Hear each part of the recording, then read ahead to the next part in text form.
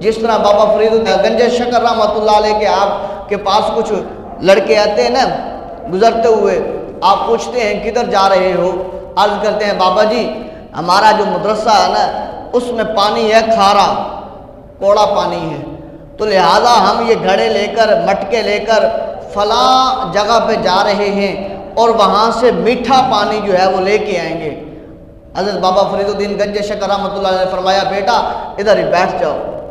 بیٹھ کے بابا خیر ہے، فرمایا مٹکے میرے پاس لاؤ۔ مٹکے بابا فرید الدین گنج شکر رحمۃ اللہ علیہ کے پاس کیے اور آپ نے جو ہے وہ ایک مرتبہ سورۃ فاتحہ شریف پڑھی، الحمد شریف پڑھی اور پڑھ کر جو ہے وہ ان مٹکوں پر پھونک ماری، وہ سارے کے سارے مٹکے میٹھے ہو گئے۔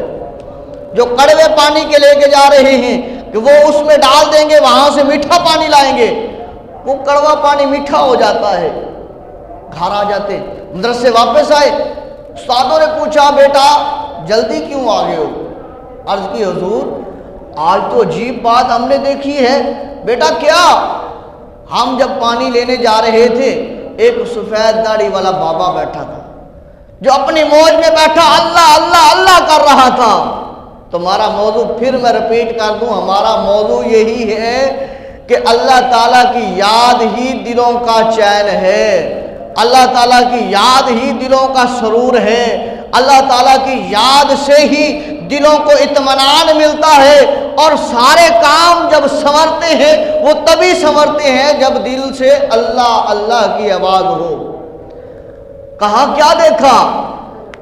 ساجی ہم نے دیکھا وہ بزرگ سفید داڑھی والے اپنی موج و مستی میں اس خدا کو پکار رہے تھے، کہہ رہے تھے اللہ اللہ اللہ اللہ اللہ۔ ہم گزرے، انہوں نے ہماری طرف دیکھا، ہم نے ان کی طرف دیکھا، انہوں نے کہا رک جاؤ، ہم رک گئے اور انہوں نے کہا کدھر جا رہے ہو؟ ہم نے کہا پانی میٹھا لینے جا رہے ہیں۔ انہوں نے کہا اس مٹکوں میں اب کچھ ہے؟ ہم نے کہا کہ اس میں پانی ہے پر کڑوا ہے، پینے کے لائق نہیں ہے۔ ہم نے سمجھا شاید بابا پانی پیے گا یا ضرورت کے لیے لے گا، پر انہوں نے فرمایا بیٹا ادھر لاؤ۔ ان مٹکوں کو ہم نے جب ان کے قریب کیا تو انہوں نے کچھ اور نہیں پڑھا بلکہ سورۃ فاتحہ شریف پڑھ کے پھونک ماری ہے اور یہ سارے مٹکے میٹھے ہو گئے ہیں، اور ہمیں حکم فرمایا ہے جاؤ اپنے اپنے مدارس میں ان کو واپس لے جاؤ۔ ہم لے کے آگے کہہ دیں سبحان اللہ۔ تو انہوں نے استادوں نے کہا کہ انہوں نے سورۃ فاتحہ شریف پڑھی ہے، چل بھی تو بھی حافظ ہے، تو بھی حافظ ہے قرآن پاک کا، تو عالم بن رہا ہے، تو مفتی بن رہا ہے، تو مفکر بن رہا ہے، تو محدث بن رہا ہے، تو جو ہے اتنی حدیثوں کو یاد کر چکا ہے، تو اتنے قرآن پاک کے اتنے سپاروں کو یاد کر چکا ہے، تو اتنی صورتوں کو یاد کر چکا ہے، لہذا سارے بیٹھو اور بیٹھ کر سورۃ فاتحہ شریف کو پڑھو۔ ہم بھی تمہارے ساتھ بیٹھ کر سورۃ فاتحہ شریف کو پڑھتے ہیں۔ پھر بابے کے پاس کیا کرنا پانی کو لے جا کر، اور وہاں سے پانی بھرنے کے لیے کیوں جانا سفر کر کے، ادھر رکھو ہم سورۃ فاتحہ شریف پڑھیں گے اور یہ مٹکے میٹھے ہو جائیں گے۔